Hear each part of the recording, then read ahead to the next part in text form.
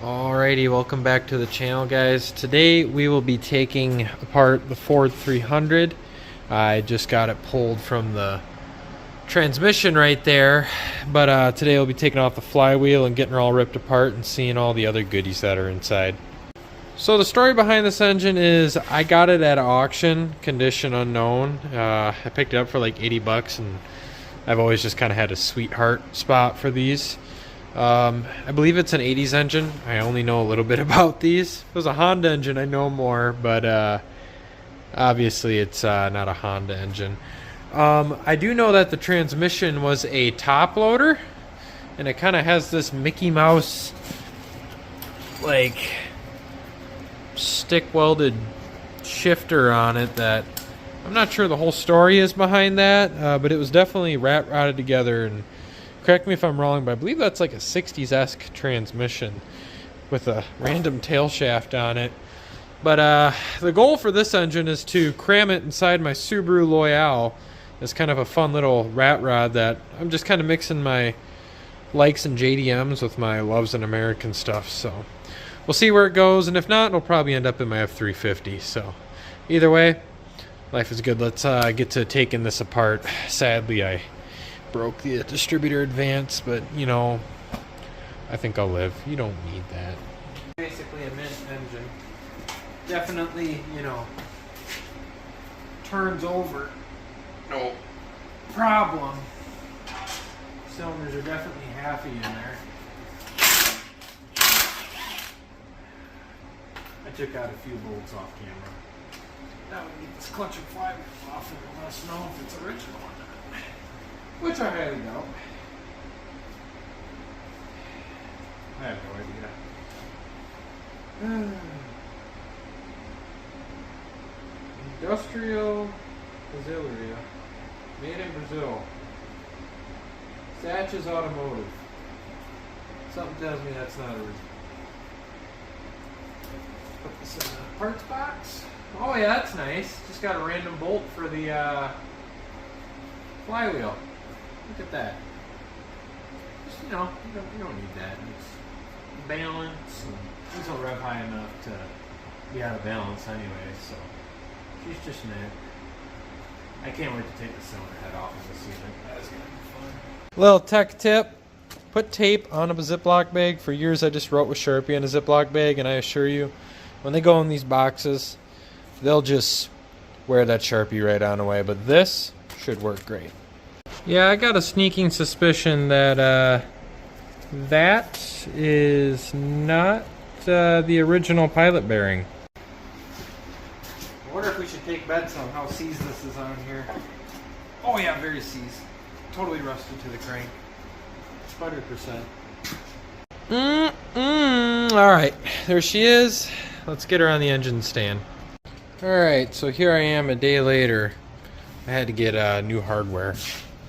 7/16 bolts, 4 inches long, in order to hold on the engine. And I'm also missing an arm, but so far 3 bolts are holding it fine enough, so I think we're good. It hasn't fallen on mango yet. I could tell this engine was owned by a professional, or maybe one of my ancestors, because you could tell that the choke is just wired straight open. Yep. Been there, done that. I mean, she's been pumped on and worked on hard to get started. These plastic vacuum lines are kind of a joke, but time to delete them and this engine will look a lot nicer. Upon removing items here, there's just like this big service loop that goes from the water pump to the neck here, and I'm just trying to think, what the heck is the point of this? Like, was this like supposed to be like a quick disconnect and you just heat it up somehow, or I don't know, but drop in the comments if you know what that is, because I have never seen anything like that, but who knows, maybe it's normal. Kind of broke my vacuum advance like an idiot, but you know, away she goes. Gotta be real gentle with these nuts, as you can tell. Sure. It had a glorious Fram filter on it, so that's how you know it was kept nice and well taken care of. And another nice feature that I like about this engine is that, you know, just no oil. It's fine. The dipstick is the wrong size. Doesn't even fit. And when you do pull out the dipstick, it looks like there's something that's the texture of sludge or manure in the oil pan. And it smells like a porta potty that's been left outside for about 3 days in the summer. So I think this bottom end is just going to be in great condition. I mean, it's a 300, so it probably eats that stuff right up. But, you know, we'll just take what we can. And it is what it is. LeBron. Next up, we'll remove all the distributor plugs. These are actually still good, so I might be able to use these in my other cars, but for now, it is what it is. Ignition coil removed. Now onto the distributor and the fuel pump. Oh, that is on there. Can't really grab that now, can I? Nice.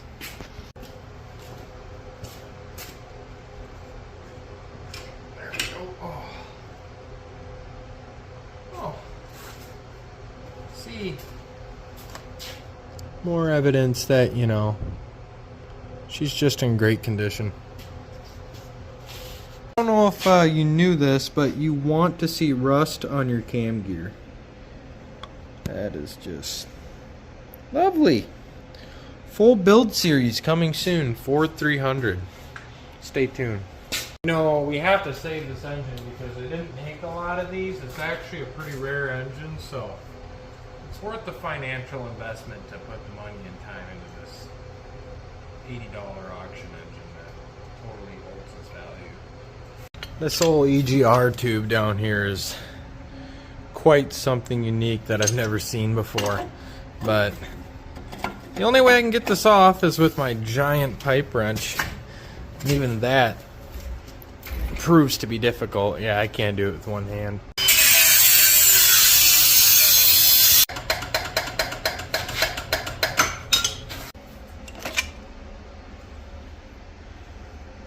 Oh, a single barrel Darrell. Just a little bit of rust. Mint condition. Archaeological find. Let's go. Yep. To be never touched again. I know I shouldn't find any surprises down this, but oh, but I have. Look at that. That's good. That's just pure rock, sediment, mud. I'm convinced this block was used as a drag for manure. Can't crush brake. Alright, time to remove the intake manifold. This is going to be the only easy one.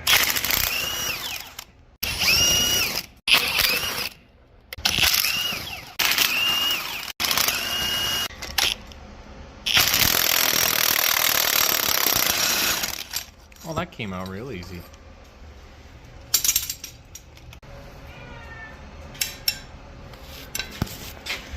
It would appear that the farm cat is visiting us again.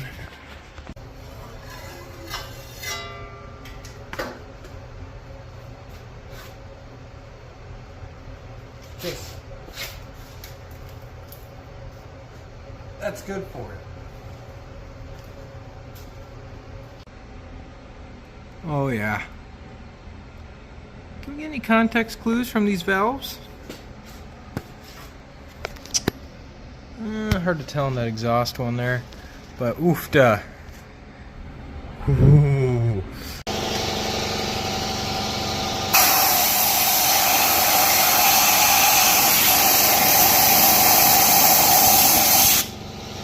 There appears to be Cheeto dust in my engine. This is just gnarly.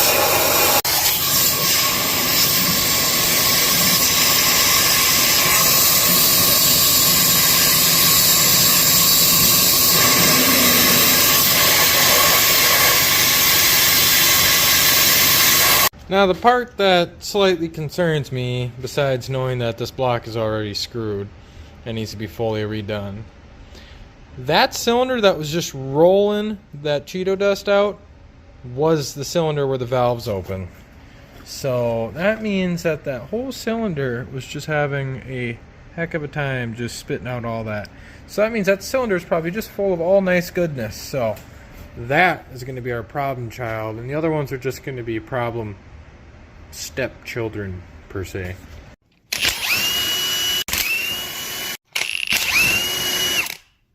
The moment we've all been waiting for.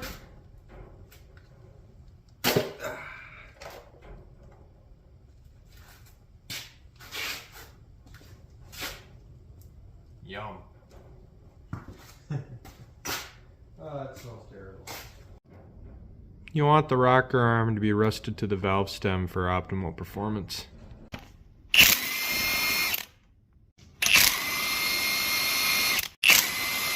It's time to take these arms off, organize the parts, and then we'll get those push rods pulled out. But I gotta go to work first. Alright, I got all the rocker arms pulled off. Now I'm going to start taking this head off, 11/16 bolts, and see exactly how bad it is inside that engine. There we go. Oh, place your bets. Not as bad as I thought it would be. There goes a chicken wire. Add this head gasket to my collection of head gaskets of all the times I've taken cylinder heads off. Take that back. It'll go with the Cummins gasket. Yeah, right there. Yep. That's an engine. So, little chippage right there. You know, that's good for it. Helps self-hone. Not that bad. That's just like hardened clay. Carbon. Yup. Yup. Oh, I think I'm wrong. They're all chipped on the corners. Shows how much I know. And yeah, I forgot to add that this engine has like barn find moss on it, so it really adds to the value. That's a kernel of corn in the coolant or oil passage, which further adds to my hypothesis that this was used as a drag through a field. Looks nothing catastrophic, at least. Not saying it's perfect, but I'm actually surprised it's not as bad as I thought. You know, besides the iron patina. Just looking at it sharply with my eyes here too. Just a little glance. I don't see any cracks between the sleeves or the cylinders, but really, I guess it should be the least of my worries at the moment. And if I build this engine anyways, I know I'm getting a new head. Because, you know, the stock, I mean 300 heads in general, non-crossflow heads, flow real great, but might as well. But hey, at least, you know, they got all Motorcraft plugs, so I got that going, I guess. Can't wait to take this off. I reckon it's tappet time. So if you get a bunch of sludge that falls right in between your tappets and your lifter arm boys, push rods, it really helps you with your valves and actually helps open up your valves more, and it's a performance mod. And ooh, that's metal chips. So something in here definitely committed the toaster bathtub, and that is what I'm trying to find out. Second thought, this is actually just rubber. It might have been from the seal. Also, peep my first time brooder box. It's still a work in progress. Bottom end dissection next. Can I just rip this off, or is she gonna want to fight me? Oh, she's gonna fight me at all. Oh, yes. Oh, the dipstick. Alright, knock that off. There we go. Oh my gosh. Look at that pan. Here's a close-up of the bottom end. Just soupy. I mean, look at this. That's actually not super bad compared to the rest of it, but just sludge. That pickup, surprisingly no chunks, just junk. Like maybe this engine was actually fine and it just got thrown in the middle of a field and nature took its course. I don't even know if the rods would shake unless they're like rusted into place. Well, so far nothing. Oh, look at that standing water in the crankcase for optimal bottom end cooling. I'd reckon this was like an experimental thing back in the day. Why not just run your coolant in your oil? Because that's where the cooling is. Oh, that cam looks so happy too. Just turn it with a little sandpaper, you know, hand done. Get that pitting out of there. Unless, you know, the pitting gives it character. You know, like how people have that ghost cammed? This is just the Lord's way of going about it. And then this is what you want in your oil pan. Just pure sludge, because it runs thicker. And the thicker it is, the higher oil pressure. And higher oil pressure is almost always a good thing. So I don't see anything wrong with this. Next, I'll just continue the slow disassembly of the bottom end here and just go until it's a bearing block. Starting with getting that oil pan off, or oil pickup. Then eventually we'll get to the rods. And if these rods are anything like my Cummins, they're probably just going to be seized into place and need to be tapped out. But I know I'll be able to get them out. Pulling out that cam, though, that's probably going to be the most difficult thing. Alright, let's see how that crank is. Just wipe it on down. Well, you could definitely see some markage and where the oil is injected, but I'd say she's pretty rough. Yeah, definitely a few fingernail catchers. At first glance, it honestly didn't look too terrible, but after running my fingernail over that, I'd reckon she needs a little love and attention. You know, not that anything else needs love and attention. Oh, and while we're at it, might as well check the rod caps. That's why bearings are replaceable, though. Just happy wrist pin.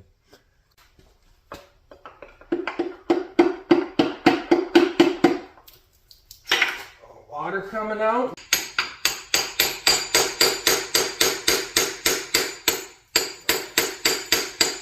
There's all the water. I think the reason this was being a pain was that right there, if the camera wants to focus. That is some gnarly rustage right there. And that's what you get when it sits. I'll show you inside the crankcase there. That is the crankshaft and bearing. Now hopefully that's mostly just bearing material, but I can guarantee some of that's crankshaft. So that's going to have to get turned, or worst comes to worst, I'm going to need a new crank. Is what it is. I just need to get it unrusted from the crankshaft first. Alright, after much looking, I was able to find my honing tool.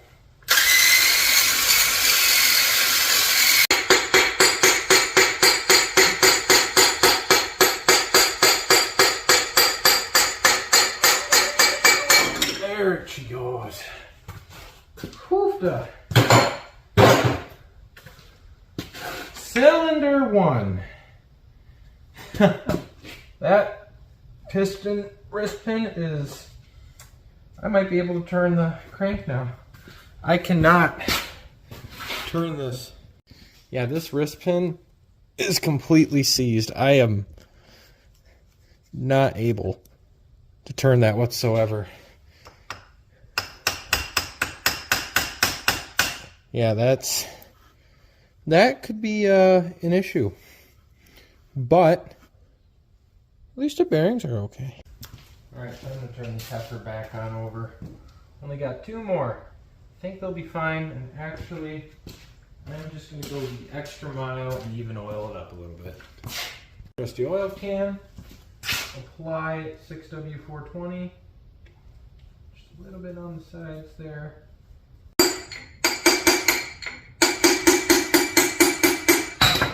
Okay, and that's what you want because it breaks off the carbon on the piston.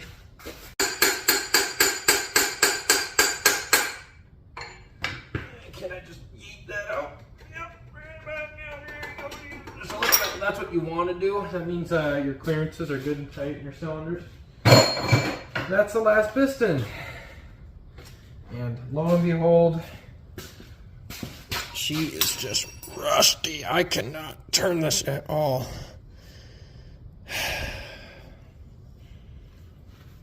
This will be interesting. Even the rings are seized inside. That is just impressive. I mean, look at that rust. Oof. This poor engine. Sorry, things have migrated a little bit here. Working on pulling the dent out of the old race car, doing some backwoods auto body. Transmission mount, turns out, will work pretty good as a slide hammer / pole. Alright, so got to get the harmonic balancer off. What would be on a Honda, the oil pump. I'm not sure if that's what's on. It looks like a timing gear cover. And possibly this rear main seal. No, these are a 2-piece seal, I think, if I remember correctly. Well, regardless, time to get the crank off. I don't even know if I'll be able to get the tappets out because they might be rusted in place up in here. But I'll cross that bridge when I get there.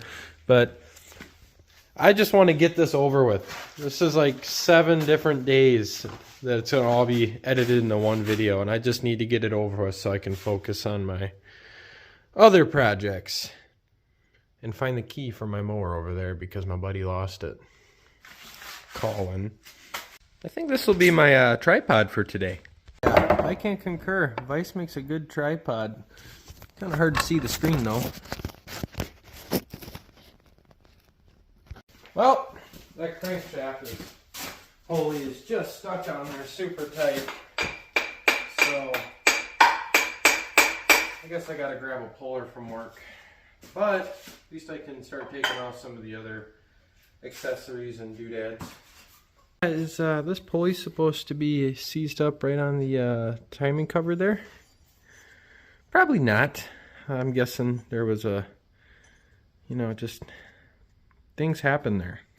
I'd say it's seized because the fan on here, something must have happened because this bolt is sheared and pushed back onto this, so I can't exactly hammer this off easily. So worst comes to worst, I might have to cut that. So that's kind of giving me a clue. Maybe this engine was like in a front end collision and the radiator fan just... So hints, not sure though. Well, after hitting it with the grinder, she's coming right on off.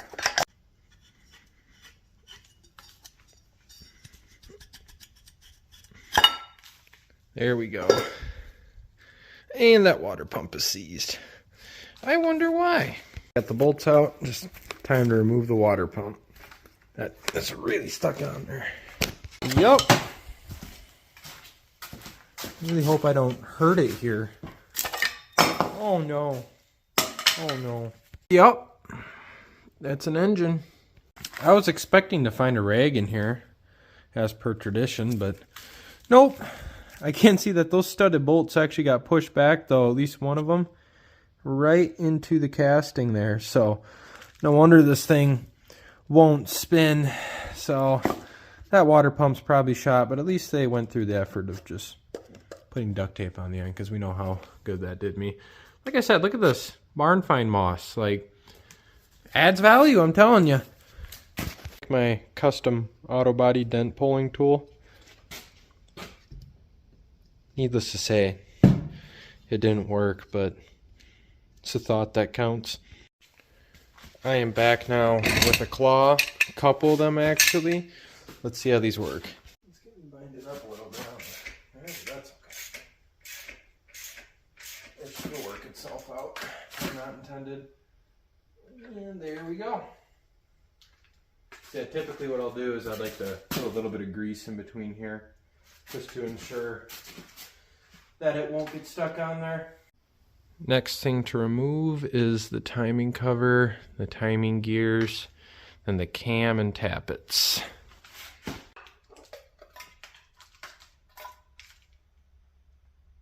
Switching timing gears. How the gears look? Here's the timing gears, and from first glance, I don't notice any that are chipped. So that's a good sign.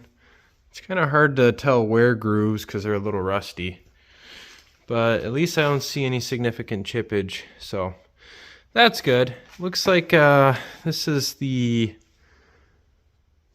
and correct me if I'm wrong, but the industrial gear set, I don't see any fiber on here, so that's actually kind of cool. It's the more stronger gears, so I'm kind of happy about that. That is a cam, or crank. Crankulator. Don't worry, crank is fine. That was just me dropping one of these caps that were still stuck on there that I didn't realize. Wow, that almost looks like brass or copper, but that's probably just me. But yep, there she is. And you can tell by the journals, a little bit of scorage as you go on down. But really nothing new. Nothing super different from everything else, so it's not really worth even showing. Set this with the other guys. But yep, almost got this completely disassembled. All I have to do is pull out the cam. If it'll even pull out, I'll probably just pull out the journal bearings with it. And after that, the tappets, and then we will have a bare block. So exciting, we're making progress, but yeah, that's going to be a pain. This is my patented crank holder design. Build plans in the bio. My Etsy shop, $5. Yeah, it's pretty sick. You'll have to excuse the ringing in the background. That's my furnace. But let's get these tappets out of here. Here's my tappet extracting tools. I tried pushing them out, let's just say civilized like, and it wasn't working out well at all. Just nice. I don't even know. I soaked it in a PB Blaster last night. Hopefully that'll help extract them a little better. Some were starting to come out, but I wasn't going to take them out until I got it on video here. Got the old ball peen and my professional extracting tool, and let's get to work here. Alright, that should work. Just sitting on the block. I'll probably start hammering and the phone will fall, but we'll see what we can do. Yeah, these are supposed to just fall out, and as you can tell, they're not just falling out. Oh, and there goes the phone, almost down the cylinder. Alright. On second thought, I'm not even going to fully pop out these tappets right off the bat here. I just want them away enough so that the lobes of the can don't catch on it on the way out. So I'm going to just meticulously knock down all these tappets. There is our first tappet, and we got only 15 more to go, or 6 times 2, 12 more, 11 more to go.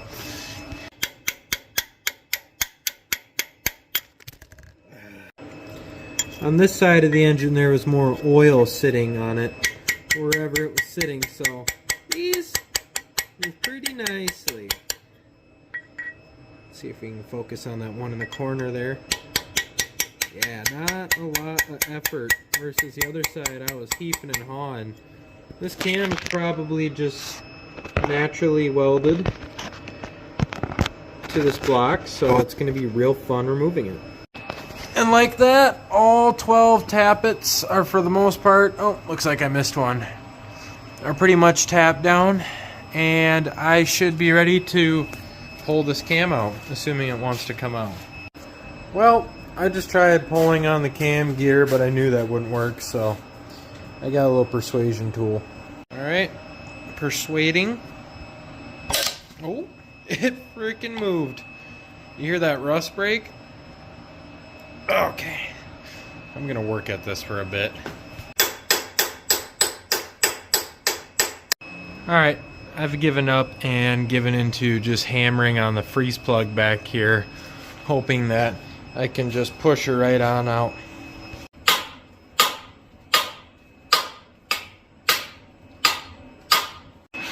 Yeah, I think I'm an idiot because I see bolts back there. It's a shame because this cam is in such good condition too. Are you just a center of attention? Look at that tail. You can make a New York strip with that. I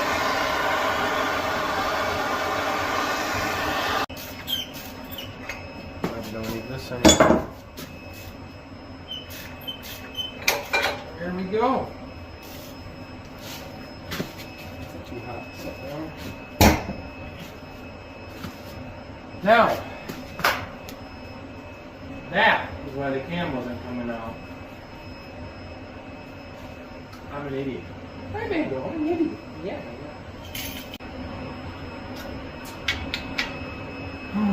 Well, you know, if there was any rust, at least she's nice and loosened up now for a fella. Alright, grab my cam extracting tool and beautiful.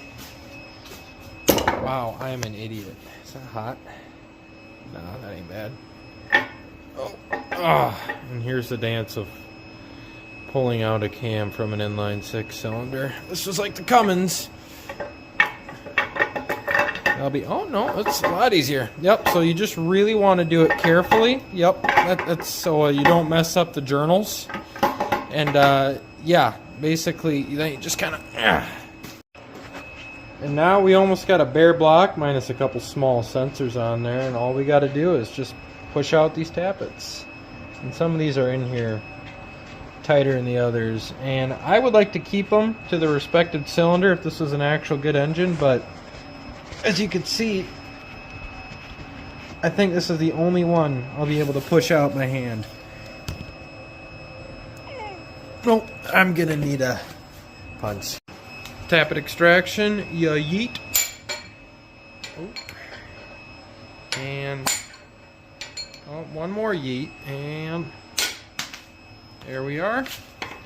One tappet, perfect condition. Might have to reuse, who knows. Time for some professional tappet extraction.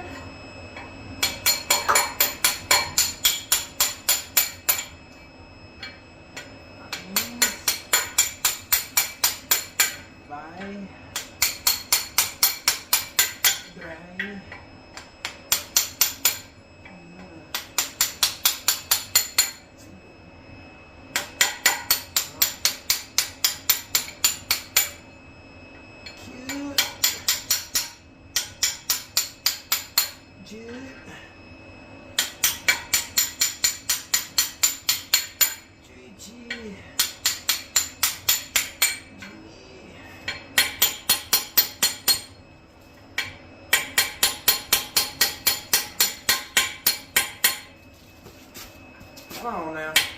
I know this is the worst cylinder, but you got this.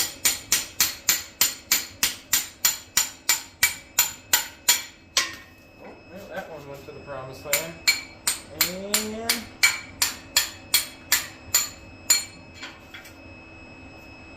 fully disassembled Ford 300. Man, I'm gonna go to bed. Well, here's the tappets. This one being the worst. Not the greatest. But yeah, this video took a course of like, I'd say 3 weeks to make, and like getting just one little thing done at a time. Hence why I changed my clothes 1,000 times, because I'd always do it in like the 20 minutes I'd have before going to work. And I live an hour away from work, so I don't get a lot of free time.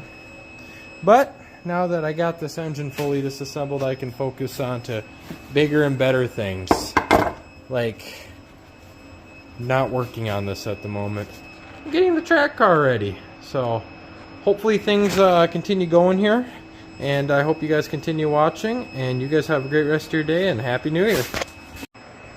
Now let's look at this mint cam here. Now that she's out, that is just gnarly. But she's out. I don't plan on reusing this cam, so that's why I was so harsh on her.